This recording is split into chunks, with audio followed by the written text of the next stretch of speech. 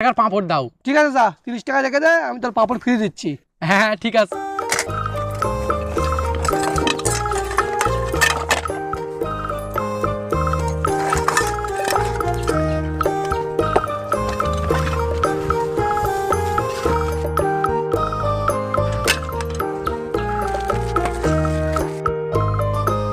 আরে 2 প্যাকেট যা, আনন্দ কর।